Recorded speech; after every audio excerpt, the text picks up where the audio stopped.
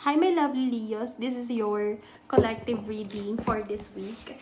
And tignan natin mga Leo kung ano ba tong message ng universe para sa love reading mo. Okay Leo, meron ka ditong the Temperance card. It's all about calling you out. Parang feeling ko, minsan kailangan mong mag-reflect. Ano na ba yung nagawa mo para sa person mo? Nasusuklian ba niya yung effort na binibigay mo? Kasi Leo, kinakain ka ng intrusive thoughts mo. Yung pag-overthink mo, yan yung nakakasira ng relationship. Pero ang gusto mo lang naman ay balance. And nakikita ko naman dito na itong person mo ay meron siyang pagmamahal sa'yo. Kaya lang kulang. Parang, I don't know if you're busy, pero parang pakiramdam kasi ng person mo, wala kang time sa kanya. And doon nagkakaroon ng problema sa relationship ng dalawa. For the singles naman, yung ina-expect ng tao, hindi pa talaga siya darating sa'yo. Mukhang matatagalan. Pero, minamanifest ka ng tao na to. Pwede kasi committed pa siya sa iba, kaya hindi pa na talaga totally ma-push yung connection nyo. Okay, we have the 5 of Cups.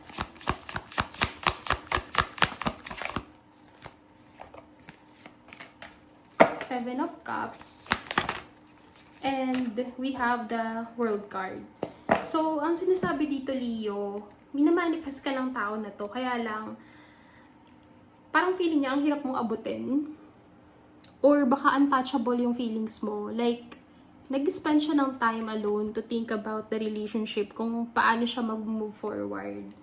But both of you, gusto niya talaga ng shift, as in, nakikita ko dito, na talagang nangangarap ka na maging okay yung sitwasyon, pero meron sa part mo na hindi mo sure kung magmamaterialize pa ba yung connection yung dalawa.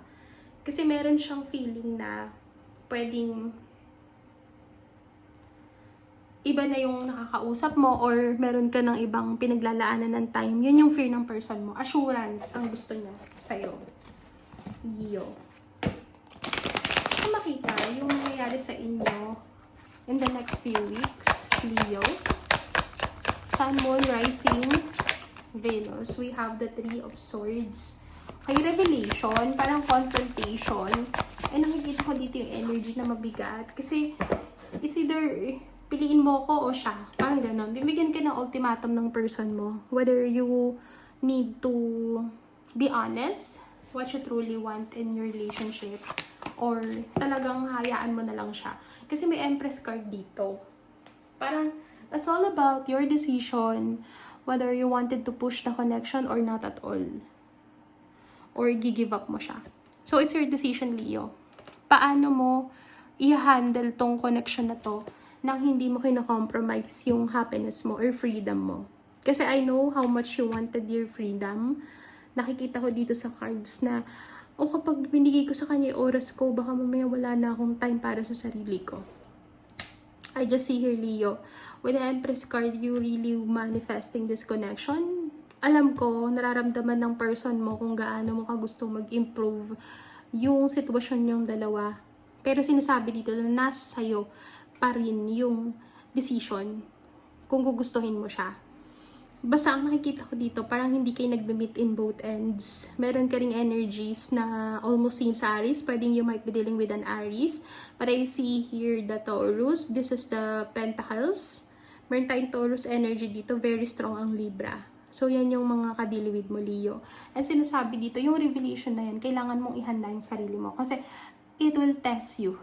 Sobrang hirap ng September for you. Pero nakikita ko naman dito na nakakaya mo, malalagpasan mo yan. It's all about managing your finances and managing din yung relationship mo. So, it will test you and give you a lot of challenges. But I think masosurpass mo lahat yan, Leo. So, that is your collective reading, Leo. And I'll see you again next week.